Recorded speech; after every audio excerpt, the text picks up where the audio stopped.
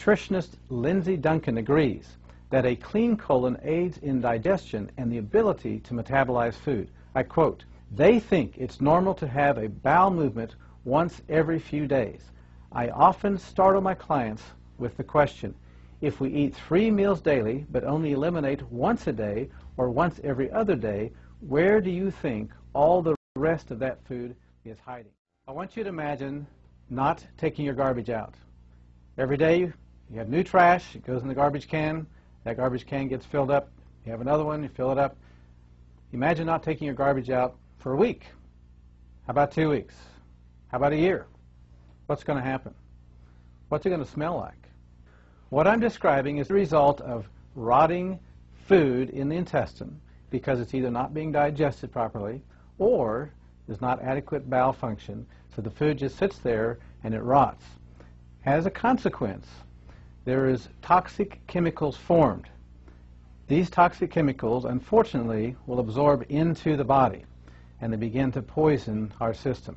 Here's a diagram of what is known as a prolapsed colon. This is a consequence of fecal matter not being eliminated from the bowel on a timely basis, the weight of that fecal matter causing the bowel to drop or prolapse.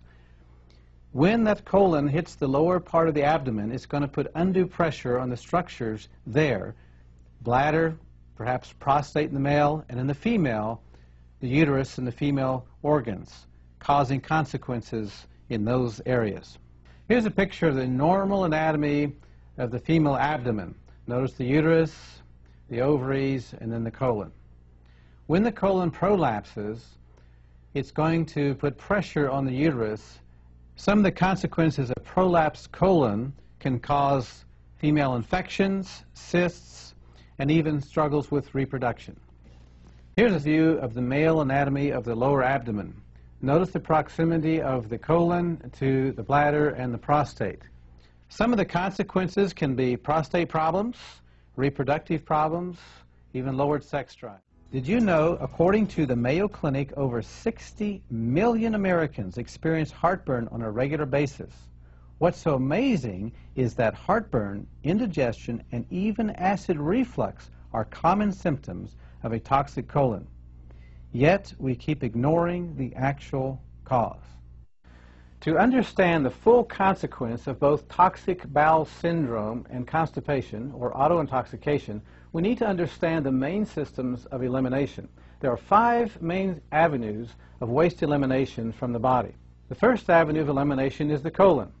Another condition that can result of toxic bowel syndrome is called megacolon.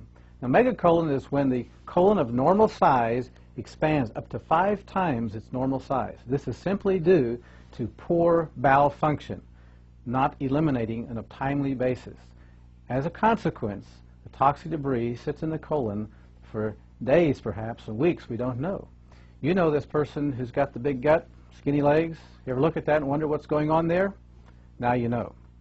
How about halitosis, bad breath? That's another consequence of toxic bowel syndrome. This is where the toxins absorb into the body and they are exhaled through our lungs. That brings us to the next avenue of elimination, which is the liver.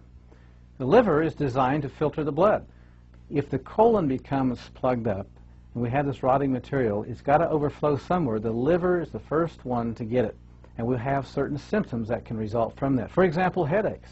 This is simply the brain crying out because it doesn't like this toxic blood that the liver is not filtering. Low energy. We can even have memory problems because if the blood is toxic, we don't think as well. Lowered sex drive, cholesterol problems. The liver is the primary gatekeeper of the blood fats, and if it's congested, it can struggle to maintain our cholesterol level. Even joint problems, and the next line of defense is the kidneys. Since the colon, the first line of defense, is not able to handle it, then somebody else has to. So now we have the kidneys are overloaded. Going to have kidney problems. Consequence of that can be blood pressure problems, even low back pain. What's the next avenue of elimination? The lungs.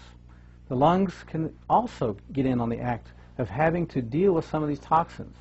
We already mentioned bad breath. How about asthma, allergies, even our skin? The skin is one of the largest organs of waste elimination of the body. But if the colon's backed up and the liver's backed up, the skin becomes a relief valve for the liver and for the kidneys. And so we're going to have skin problems, all a consequence of poor bowel function. Your question: if you're taking a bath or a shower every day to keep the outside clean, why wouldn't you want to keep the inside clean too? It just makes sense. This whole autointoxication process can lead to premature aging, never mind disease. Remember, we age from the inside out, not the outside in. If you want to stay young and healthy, simply apply the principles of health that I've outlined in this video. As a doctor and being in practice for over 20 years, I can tell you these principles work, and now I am sharing them with you. I apply them myself, and I reap the health benefits. Here I am, age 47, and people still think I'm in my 30s. It does work. The responsibility for your health is up to you. Take that responsibility. No one else can do that for you. Get started on the products. Take the other action steps outlined in this video. You've been armed with the truth. What you do with it is up to you. The choice is yours. Remember, health is a gift. Disease is something that we earn.